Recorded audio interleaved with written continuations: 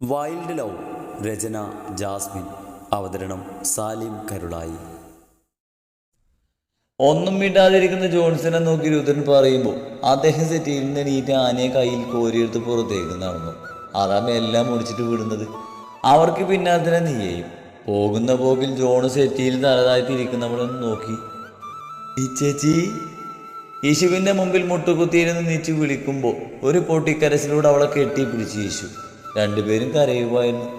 എന്താണ് പറയേണ്ടത് എന്നൊന്നും അറിയാതെയുള്ള കരച്ചിൽ.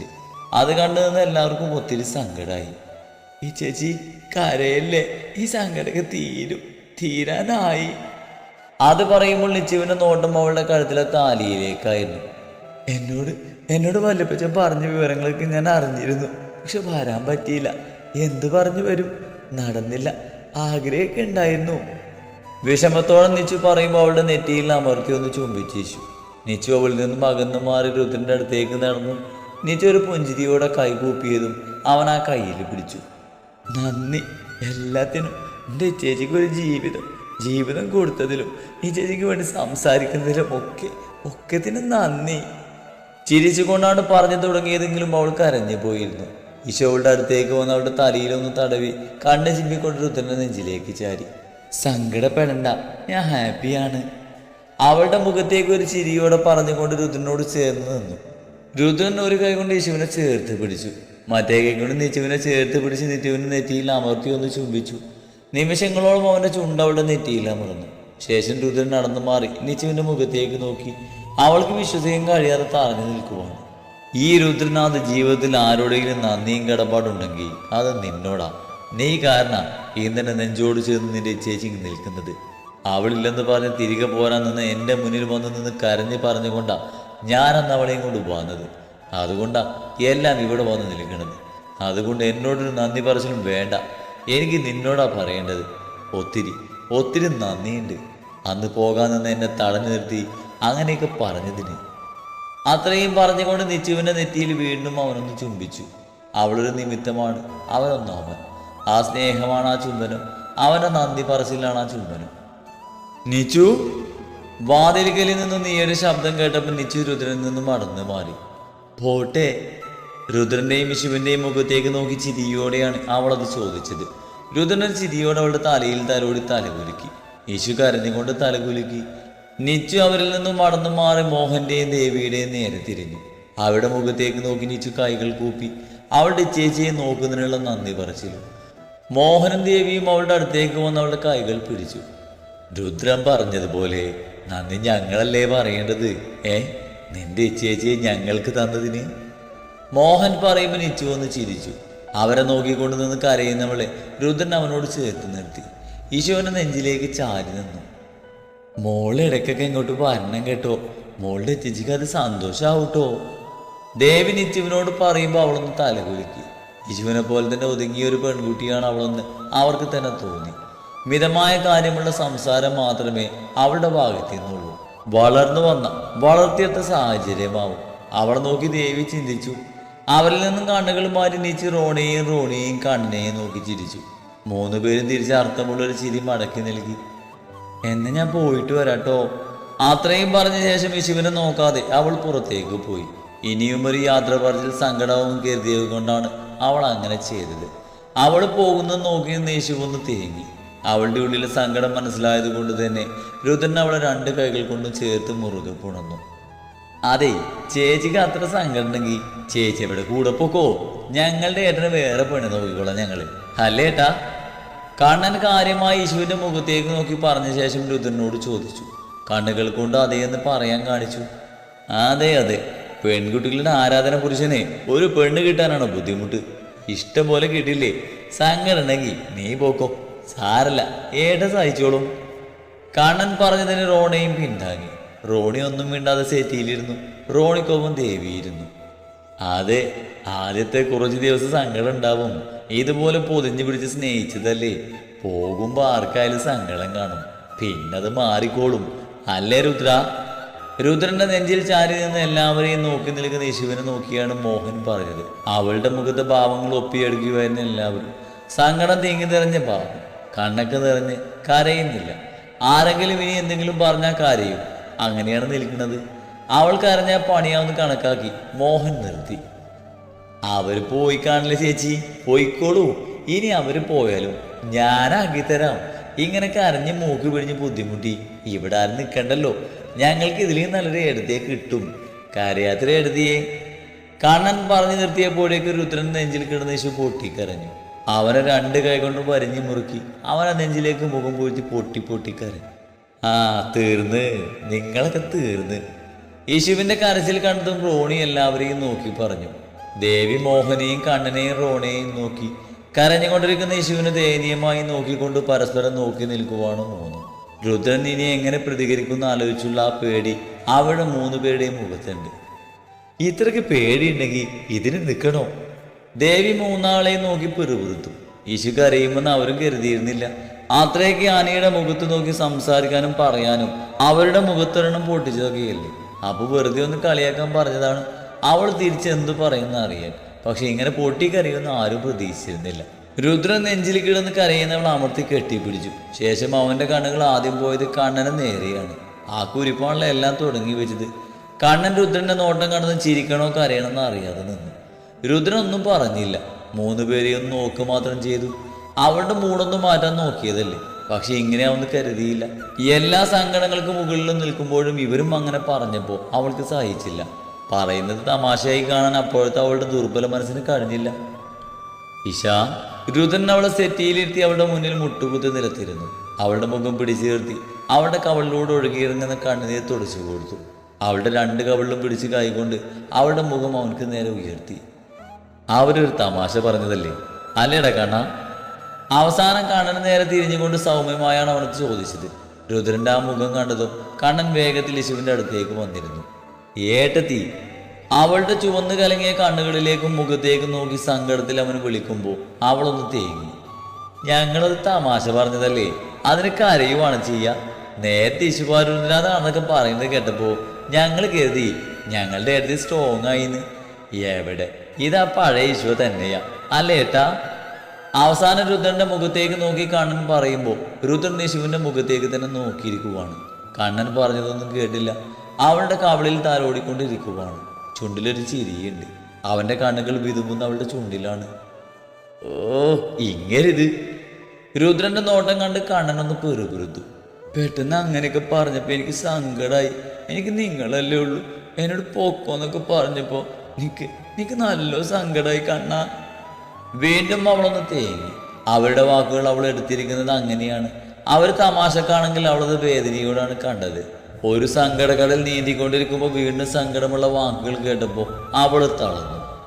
അയ്യേ, ഇത്ര നേരം പുലിയെ പോലെ ചീറിയിരുന്നവളാണോ ഈ ഇരുന്ന് കരയണത്? ഹൈ, മോശം മോശം അല്ലേ ദേവി?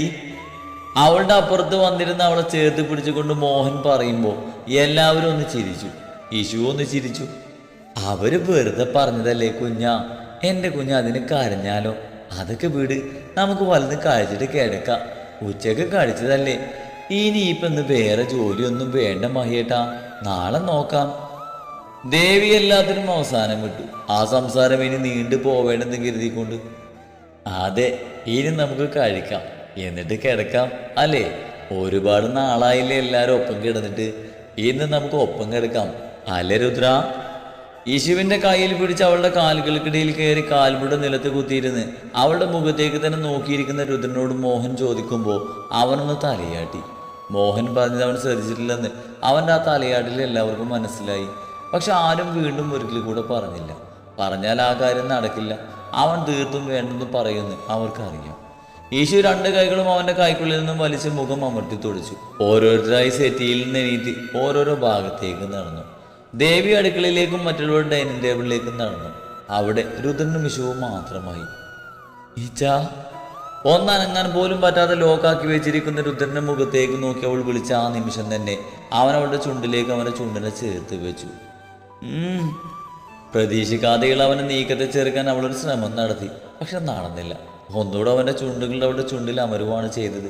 അവളെ സെറ്റിയിലേക്ക് ചാരി കിടന്ന് നിലത്തിന്ന് കാൽമുട്ട് ഉയർത്തി അവളുടെ ശരീരത്തിലേക്ക് അവൻ ചാരിയിരുന്നു. യേശുവിൻ്റെ 2 ചുണ്ടുകളെയും അവൻ വായ്ക്കുള്ളിലാക്കി നുണഞ്ഞു വലിച്ചു. യേശുവിൻ്റെ കൈകൾ രുദ്രന്റെ പുറത്തമർന്നു. അവൻ്റെ ചുംബനത്തിൻ്റെ തീവ്രത താങ്ങാൻ കഴിയാതെ യേശു അവൻ്റെ 2 കൈകൾ കൊണ്ടും വരിഞ്ഞു മുറുക്കി. അവളുടെ കൈകൾ അവൻ്റെ പുറത്തുകൂടെയും കഴുത്തിലൂടെയും തലമുടിയിലൂടെയും കടന്നുപോയി. രുദ്രൻ അവളുടെ ചുണ്ടുകളെ പുറത്തേക്കെടുത്തു. ശ്വാസമെടുക്കാൻ ഒരു നിമിഷം നൽകിയ ശേഷം വീണ്ടും അവളുടെ കീഴ്ചുണ്ടിനെ അവൻ കൊടുന്നു.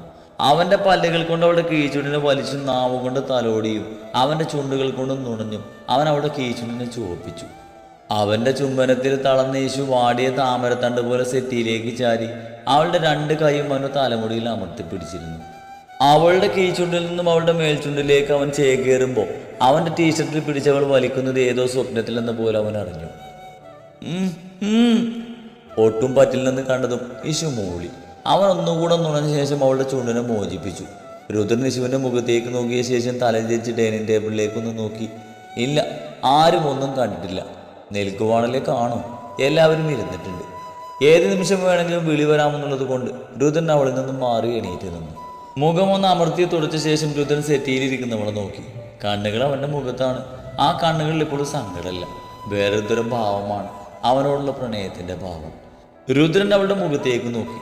ചുവന്ന് തുടിതിരിക്കുവാണ്, നന്നായി കിതക്കുന്നുണ്ട്, മാറുകൾ ഉയർന്നു താഴെ. അവൻ്റെ കണ്ണുകൾ അവൻ ഇത്ര നേരം നുണഞ്ഞിരുന്ന അവളുടെ ചെഞ്ചുണ്ടിൽ വന്നു നിന്നു. അവ രണ്ടും ചുവന്ന നിറത്തിലായിട്ടുണ്ട്. രണ്ടിലും അവൻ ഉന്നീരിൻ്റെ നനവുണ്ട്. ചില ഭാഗത്ത് രക്തം കട്ട പിടിച്ചിട്ടുണ്ട്. രുദ്രനൊന്ന് താഴ്ന്നു വന്ന് അവളുടെ ചുണ്ടിലൊന്ന് തടവി. അവളൊന്ന് എരിവ് വലിച്ചു. രുദ്രൻ ആ ചുണ്ടുകളിൽ പറ്റി പിടിച്ച് അവൻ്റെ ഉന്നീര് തുടച്ചുകൊണ്ട് അവളുടെ കവിളിലൊന്ന് ചുംബിച്ചു. പതുക്കെ, വളരെ പതുക്കെ. രുദ്ര, കുഞ്ഞാ. ദേവിയുടെ ശബ്ദം രണ്ടുപേരുടെയും ചെവിയിൽ ഒരുപോലെ പതിഞ്ഞു. രുദ്രൻ അവളിൽ നിന്ന് മടന്നു മാറി. വാ. അവൾക്ക് നേരെ കൈ നീട്ടിക്കൊണ്ട് രുദ്രൻ പറയുമ്പോൾ അവൾ ആ കയ്യിൽ പിടിച്ച് എണീറ്റു. ഡൈനിങ് ടേബിളിൻ്റെ അടുത്തേക്ക് നടക്കുമ്പോൾ യേശുവിൻ്റെ ചുണ്ടിലൊരു ചിരിയുണ്ടായിരുന്നു, നാണത്തിൽ കുതിർന്നൊരു ചിരി. അതറിഞ്ഞ പോലെ രുദ്രൻ അവൾ അവനോട് ഒന്നുകൂടെ ചേർത്ത് നിർത്തി. ഡൈനിങ് ടേബിളിൻ്റെ അടുത്തേക്ക് അവർ കൈ കഴുകി വന്നപ്പോഴേക്കും എല്ലാവരും ഇരുന്നിരുന്നു. ചെയർ നീക്കിയിട്ട് യേശുവിനെ അതിലെത്തിയ ശേഷമാണ് രുദ്രൻ അവൾക്ക് അടുത്തിരുന്നത്. എല്ലാവരും അവരവർക്ക് വേണ്ട ഭക്ഷണം വിളമ്പി. യേശുവിന് മാത്രം ദേവിയാണ് വിളമ്പിയത്. യേശു വിളമ്പുമ്പോൾ ചോറാണെങ്കിൽ ഒരു കയ്യിലും ചപ്പാത്തിയൊക്കെ ആണെങ്കിൽ ഒരെണ്ണം മാത്രമേ എടുക്കൂ. അതുകൊണ്ട് അവൾക്ക് വേണ്ടത് ദേവിയാണ് വിളമ്പാറ്. വിളമ്പി വെച്ചത് കളയേണ്ടല്ലെന്ന് കരുതിയ പ്ലേറ്റിലുള്ളതൊക്കെ അവൾ കഴിക്കുകയും ചെയ്യും. കഴിക്ക്. ദേവി വിളമ്പിയ പ്ലേറ്റ് അവൾക്ക് നേരെ നീക്കി വെച്ചുകൊണ്ട് രുദ്രൻ പറയുമ്പോൾ അവൾ അവളുടെ മുന്നിലേക്ക് നീക്കി കഴിക്കാൻ തുടങ്ങി. കഴിക്കാൻ വായിൽ വെച്ചത് നാമും ചുണ്ടും വല്ലാതെ നേറി. അവൾക്ക് കുറച്ചു മുമ്പ് രുദ്രന്റെ സാഹസം ഓർമ്മ വന്നു. യേശു വായിൽ വെച്ചത് ചവക്കാതെ രുദ്രനെ നോക്കി. അവന്റെ മാത്രമല്ല, എല്ലാവരുടെയും കണ്ണുകളും അവളുടെ മുഖത്താണെന്ന് കണ്ടതും അവൾ വേഗത്തിൽ ചവച്ചിറക്കി. പതുക്കെ കഴിച്ചാൽ മതി എഴുതി, അല്ലെങ്കിൽ മുറിവ് തട്ടി വീണ്ടും നീറും. കണ്ണൻ അതും പറഞ്ഞുകൊണ്ട് പൊട്ടിച്ചിരിച്ചു. അവൻക്കൊപ്പം ബാക്കിയുള്ളവരും രുദ്രനും യേശുവും പരസ്പരം നോക്കി. അവരെല്ലാം നല്ല വൃത്തിയോടെ കണ്ടിരുന്നെന്ന് അവൻ്റെ ആ വാക്കിലും എല്ലാവരുടെ ചിരിയിലും ഉണ്ടായിരുന്നു. യേശു ദയനീയമായി രുദ്രനെ നോക്കി. എല്ലാം സഹിക്കാം, ആ കുരിപ്പിന്റെ ചിരി, അതാണ് സഹിക്കാൻ പറ്റത്. ചിരിക്കാതെ കഴിച്ചെണീക്കടാ. പൊട്ടിച്ചിരിക്കുന്ന കണ്ണനെ നോക്കി കടുപ്പിച്ച് പറയുമ്പോൾ കണ്ണൻ്റെ ചിരി നിന്നു. ബാക്കിയുള്ളവരൊക്കെ ചിരി ഒതുക്കി പിടിച്ചിരുന്നു. എന്നാലും ഇങ്ങനെ ഉമ്മ കാണുന്നത് സമ്മതിക്കേണ്ട എടുത്തി. എന്താപ്പം ഭക്ഷണം കഴിക്കേണ്ടേ? കുറുമ്പോടെ കണ്ണൻ പറയും. യേശു കണ്ണുകൾ രണ്ടും മുറുകെ അടച്ചു പിടിച്ചു. എന്തു പറയും? ദേവി കണ്ണന്റെ കയ്യിലൊരു ആട്ടി കൊടുത്തു. മിണ്ടാതിന്ന് കഴിക്കടാ. ദേവി ശകാരം പോലെ ചിരി ഒതുക്കിക്കൊണ്ട് പറയുമ്പോൾ കണ്ണനൊന്ന് ചിരിച്ചു. അമ്മ കാണാത്തതുകൊണ്ടാ ഇങ്ങനെയൊക്കെ ഉമ്മ വെച്ചാ എരുതി ശ്വാസം കിട്ടാതെ ചാവും. ഷോ, ഓർക്കാൻ വയ്യ. ഈ റോഡ് കണ്ണു പൊത്തി, അല്ലെങ്കിൽ മുഴുവനാക്കായിരുന്നു. അവസാനം കണ്ണൻ സങ്കടത്തിൽ പറഞ്ഞു നിർത്തുമ്പോൾ യേശു രുദ്രനെ നോക്കി. ഹൈ, അവിടെ ഒരു കൂസലില്ലാതെ എന്തൊക്കെയോ പച്ചക്കറിയും പുല്ലും ചാവറും കഴിക്കുവാണ്. പക്ഷെ യേശുവിനൊന്നും ഇറങ്ങുന്നുണ്ടായിരുന്നില്ല. എന്തോ എല്ലാവരുടെയും മുഖത്തേക്ക് നോക്കാൻ അവിടെ ഇരിക്കാൻ തന്നെ അവൾക്ക് എന്തോ ചടപ്പ് തോന്നി. കഴിക്കിശ.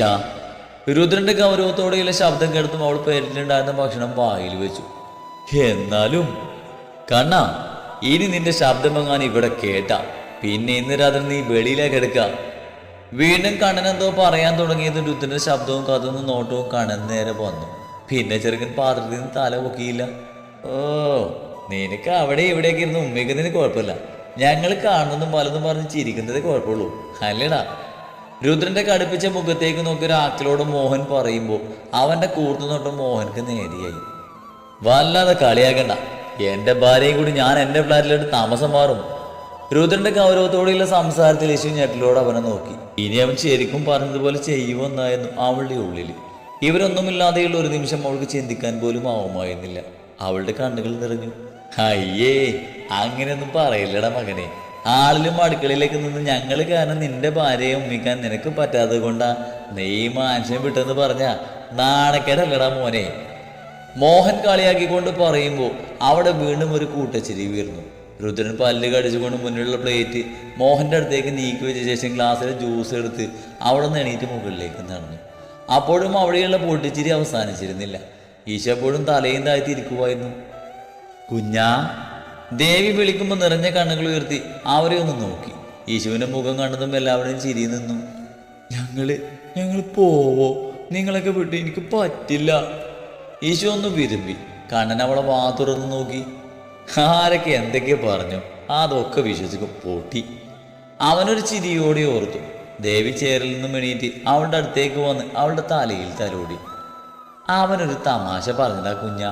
പെട്ടെന്ന് മഹേരൻ അങ്ങനെ പറഞ്ഞപ്പോൾ അവൻ്റെ ഉള്ളിലെ ചളിപ്പ് മാറാനും ഞങ്ങളൊക്കെ മിണ്ടാതിരിക്കാനും വേണ്ടി അവൻ വെറുതെ പറഞ്ഞതല്ലേ. അല്ലാതെ അവനൊന്നും ഒരിക്കലും അങ്ങനെ ചെയ്യില്ല. ഞങ്ങളുടെ 4 മക്കളും ഞങ്ങളുടെ കണ്ണടിയുവോളം ഞങ്ങളുടെ ഒപ്പം തന്നെ കാണും. അവളുടെ തലയിൽ തലോടി ദേവി പറയുമ്പോൾ ഈശു ഒന്ന് തലകുലുക്കി. എന്നെ കഴിക്ക്, അവനിനി കാണില്ല, മോള് കഴിച്ചോ. മുകളിലേക്ക് നോക്കുന്ന യേശുവിൻ്റെ അടുത്തേക്ക് ഇരുന്ന് ദേവി പറയുമ്പോൾ അവൾ ഭക്ഷണം കഴിച്ചു തുടങ്ങി. കഴിക്കലൊക്കെ കഴിഞ്ഞ് എല്ലാവരും ദേവിയുടെയും മോഹൻ്റെയും മുറിയിലേക്ക് നടന്നു. ഏട്ടൻ വന്നില്ലല്ലോ. ഡോർ അടക്കുമ്പോൾ കണ്ണൻ പറയുന്നത് കേട്ട് അവളുടെ ഉള്ളിലും ആ ചിന്ത തന്നെയായിരുന്നു. അവൻ വന്നോളും, അവനക്ക് വേണ്ടപ്പെടുത്തി ഇവിടെയല്ലേ, വൈകാതെ വരും. ഈശുവിനെ നോക്കി ഒരു ചിരിയോടെ മോഹൻ പറയുമ്പോൾ എല്ലാവരും ഒന്ന് ചിരിച്ചു. എല്ലാവരും കിടന്നിട്ടും ഈശു കിടന്നില്ല.